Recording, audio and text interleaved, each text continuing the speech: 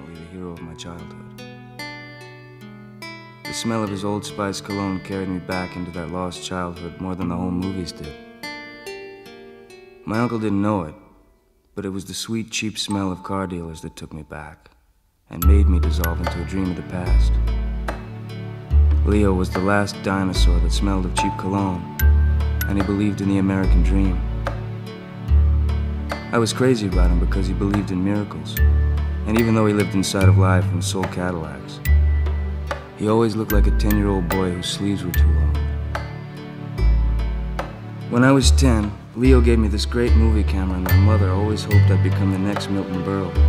But dreams about houses and cars and fresh-cut lawns aren't dreams when they become real. And somehow, I understood what my mother meant by Good Morning Columbus. And even if my mother didn't like what I was doing with my life, I think she'd understand me.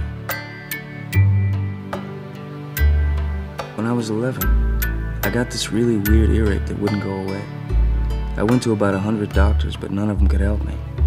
So what Leo did was, he went into Mexico and brought back this fat lady witch doctor who did some mumbo-jumbo and fixed me right up. I was grateful, but somehow I thought I might have been better off mute. All in all, I had a very happy childhood. My father was a border guard who spent most of his life trying to keep people from crossing lines. Every night for 15 years, he'd go out and smooth down the road between Mexico and Arizona.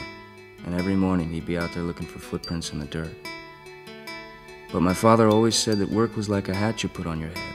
And even if you didn't have pants, you didn't have to walk down the street ashamed of your ass, as long as you had a hat.